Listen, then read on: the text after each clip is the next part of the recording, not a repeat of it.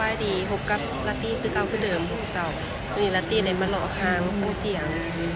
อยู่ตลาดสังเทียงเนาะลาตี้สิมาเบิ่งสินค้าโทรศัพท์แค่นี้เขาจะเป็นราคาขนส่งเนาะราคาขายส่งขนส่งว่าซั่นราคาขายส่งจากโรงงานเขาจะเอามาส่งอยู่นี่เนาะขายออกไปเป็นราคาถูกแต่เขาจะลาตี้สิไปเลาะหาเบิ่งเนาะราคาโทรศัพท์แพงบ่ราคาโทรศัพท์แพงบ่ตัวนี้เป็นศูนย์ที่ขายส่งของเครื่องอะไรโทรศัพท์นี่ลาตี้กับหมู่เนาะอาศัยมานำหมู่มาเป็นโทรศัพท์เราเพโทรศัพท์เพแล้วก็เลยมาแปลงมีแต่โซนหาโทรศัพท์โอเคนี่ก็คือมาแล้วก็ไปให้มันเร็วโอเคต้องหาอะไรนั่นกับอะไรอยู่ตลาดสังเทียงนี่ก็มี1 2 3มี3สั่นถูกจ้ะสั่นที่3เนาะแล้วตีก็อยู่จักกลางแล้วตีจังไหนแล้วตีขึ้นไปเลาะสั่น2สั่น3มี4เนาะ1 2 3 4กับเฮาอยู่นี่มี4สั่นแสดงเป็นค่าทหารนะจ้า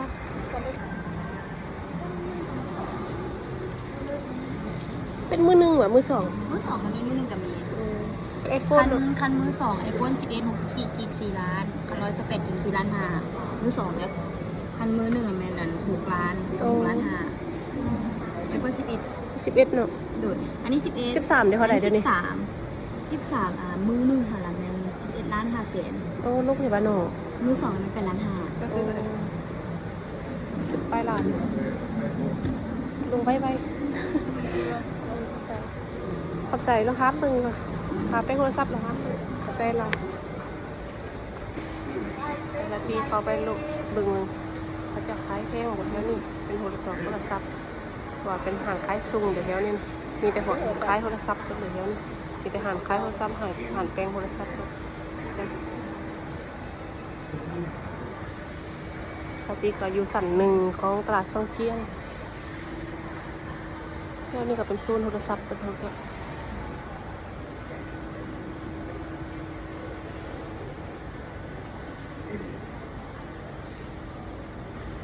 ปกติเขาไปค้างทุกคนราคาโทรศัพท์แพงบ่หันได้ก็ได้หันนี่แล้วค่ะเบิ้งหันนี่ค่ะไรแล้วเบิ้งหันนี่ของแท้วะแล้ว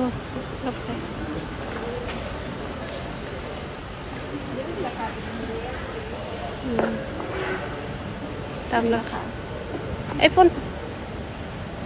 มือหนึ่งมือสองมือหนึ่งหรือมือสองจ้ะอันนี้มือสองของอะไรใส่ตัวนี้ฮะของยอดตัวนี้13ปุ๊บนี่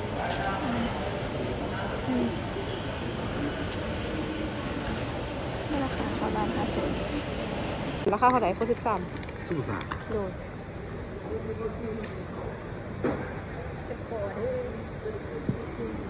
ตัวนี้มือหนึ่ง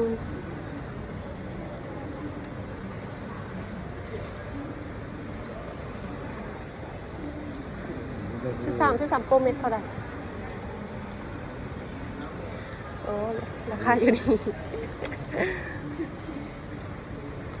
这个在那种班，应该是ภาษาจีนเหรอภาษาจีนก็นาน9 ล้าน 6 แสนโปรเมตรกว่ารู้ไหม那应该是12 ล้านโอ้2 ล้านขอบใจแพงเลย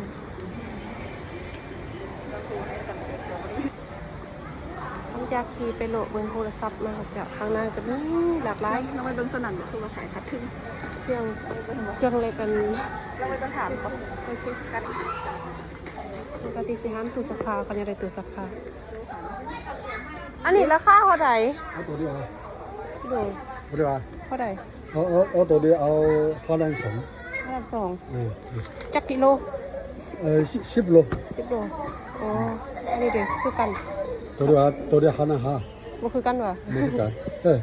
ตัวเดียวมันคือกันโดยสมมุติเขาก็จะเบิ่งกันเอาตู้เย็นเด็กผู้หญิงตัวใหญ่ตัวน้อยตัวนี้มีตัวหน่อยนะว่ะโอเคตัวยางสีเดียวเท่าไหร่ตัวเดียวตัวนี้ป้าตัว2 เลยตัวนี้2 ประตูวะราคาเท่าไหร่这好多那个啊，เป็น13,000ตอนนี้เป็นต้นน้อยมีแต่ซีแบบนี้เนาะ ถ้าตอนนี้200กับเท่ากัน อันนี้ดิ 4ล้านห้า 4,500,000 ไม่เรา แต่ที่เพื่อนไป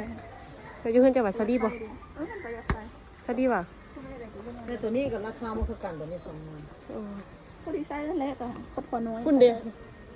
ตัวนี้หมา ตัวนี้วางเงินกี่ตัวนี้ไปล้าน5เซน ก็ดัน500,000อันนั้นน่ะแพงเนาะมันดีกว่าว่ะ มันเรียกไฮเออร์ อ๋อให้ดีกว่าอ๋อมันใหญ่ดีเห็นมันใหญ่ ง่วง เป็นล้าน แล้วยี่ห้อมันเท่ากัน ถ้าใครมันก็ใส่คนใส่คนละ ที่หมาเอาไปล้าน3นะ เป็นล้าน3 มันจะเอาไป รู้ ดู เป็นล้าน3สุดๆว่ะเป็นล้าน3นะ ร้อยเดียวรู้เท่าไหร่เราก็บอกได้ตัวนี้เป็นยี่ห้อดี อ๋อ ๆไส้ตัวนี้รุ่นนะกับ ตัวนี้ดีกว่าตัวนี้มันบ่ เอ เนาะ อไม่เอาตัวนี้ไส้รุ่นนะกับโมมีลำกว้าง กว้างวิน้ำก่อนวะ โมมีเพราะตอนนั้นไส้รุ่นนะกันดี คักบ่ได้โอ้ราคาเลยเลยตัวนี้คือคัก ตัวนี้ไส้ชิม เสื้อซีนเลยเสื้อพักไปในกระโซนทางหลังสังเกียงน่ะกะตีได้ออกมานอกมูซีแวะมาซื้อเครื่องสำอางว่าซั่นเครื่องใส่ว่าซั่นเป็นโซนทางหลังของจักนางคนเคยมาว่ามีซูเปอร์มาร์เก็ตว่าซั่นอยู่ใส่ซูเปอร์มาร์เก็ตมีว่ะซูเปอร์มาร์เก็ตเท่าไหร่กำลังรถ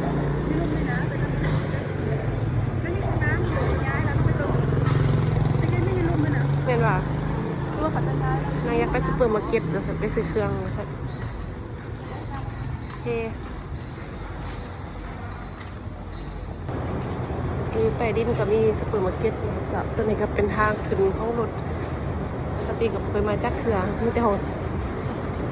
ปกติก็มาแล้วบ่ได้อันแวะนั่นเนาะบ่ได้เข้าซูเปอร์มาร์เก็ตจักเทื่อมื้อนี้ก็นั่งพามาที่ซูเปอร์มาร์เก็ตอยู่ในนี่ก็น่าจะมาหาถ่ายคลิปที่บอกเรียนซีเปิดมาร์เก็ต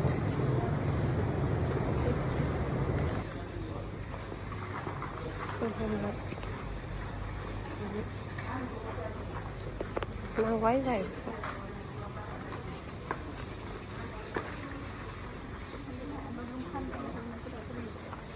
เราอยากกินนี่หว่า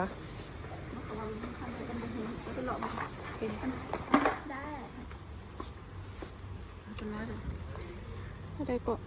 52,000ตัวยังคนละกวนเลยเมนหลับตัวหนูผู้หนึ่งเอาตัวหน่วยคนหนึ่งตัวยังอยู่โอเคจะยังได้ยังอ๋อยังไงตัวนี้มูจะได้ตัวนี้ว่าติดหูว่าซื้อยัง880,000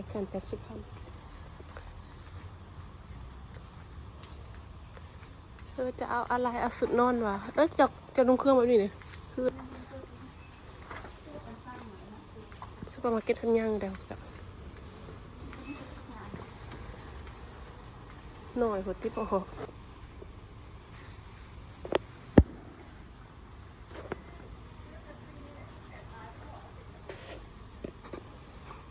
ปาตีเห็นพนักงานเงารับจนเก็บเบียดเงารับขี่ลงไปดินดึกติ๊บโอ้โห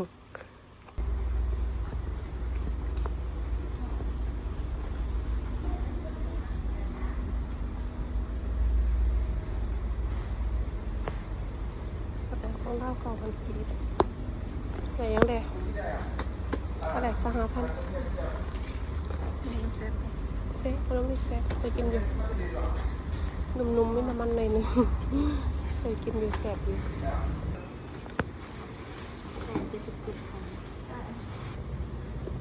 โทรศัพท์ไปแปลงมาไหมคอนเงินมันก็ดี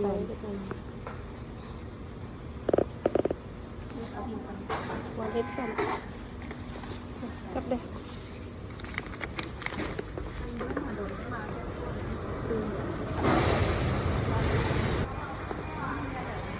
ฮะมีวัตถุจับกว้างกว่าเมื่อกี้เราตีไปห้องใต้ดินเนาะขึ้นมาขึ้นเสียออกกลับแล้วเดี๋ยวนี้อันนี้จะเป็นโซนทางนาสังเกียงของกับ ตีก็สิออกกลับเนาะ